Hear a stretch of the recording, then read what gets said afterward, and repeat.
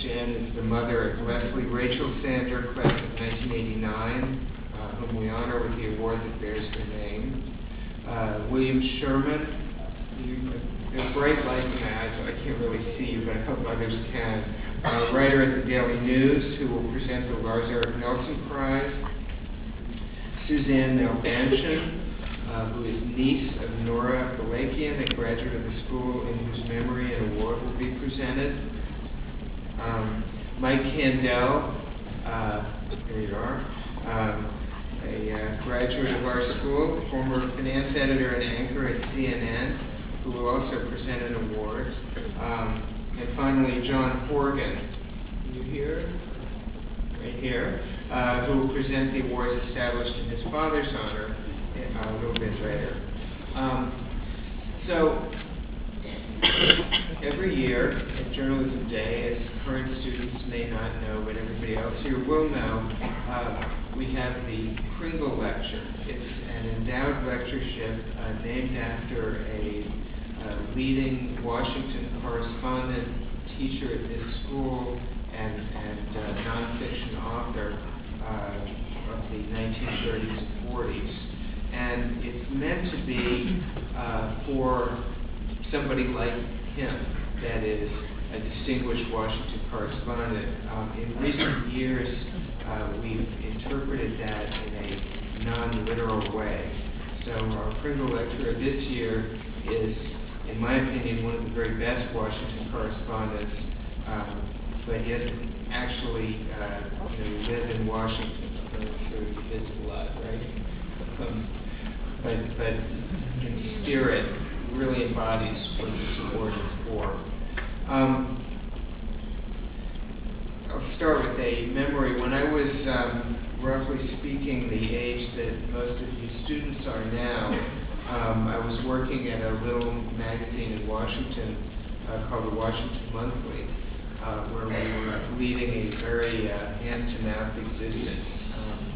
In fact, as the Washington Monthly still is, I was the entire editorial staff, because we did have a staff of 2, and the other guy quit right after I got there, and the boss decided it would save money to replace him. Sometimes we get a little dispirited, and one day a telegram arrived, back when there were telegrams, saying that our founder and editor, Charles Peters, had won something called the Columbia Journalism Award, which is the award we present tomorrow. And I cannot tell you what a lift that was to us, and what a powerful message that sent. It's sort of, looking back on it, as the first place that the seed of Columbia Journalism School was planted in my mind. And it shows that this school, although it has a sort of mainstream media reputation, perhaps not entirely undeserved, has for a long time looked out for new, interesting, alternative players in journalism who are doing the kind of work that we admire under circumstances that aren't quite as easy as they used to be, at least for the mainstream media. Josh Marshall of Talking Points Memo is way beyond where we were in the stage with the Washington Monthly. But it's still part of a grand tradition of the school not being so captive of the long-running establishment. Josh has made a really large and original contribution to journalism in a short time, something that is easier to do now in the internet age than it used to be. So listen well as I say this, people who are about to graduate. He's trained as a historian. He started kind of working the circuit of liberal political magazines in Washington, particularly the American Prospect. Went out on his own and became a blogger under the name Talking Points Memo, and was one of the premier liberal bloggers, and still is. In see if you log on. I assume you won't be posting for the next couple hours, but that's rare. But what I really want to highlight about Josh is what he's done really better than anybody is figure out how to build out from a one-person blog into medium-sized news organizations with actual reporters who break stories.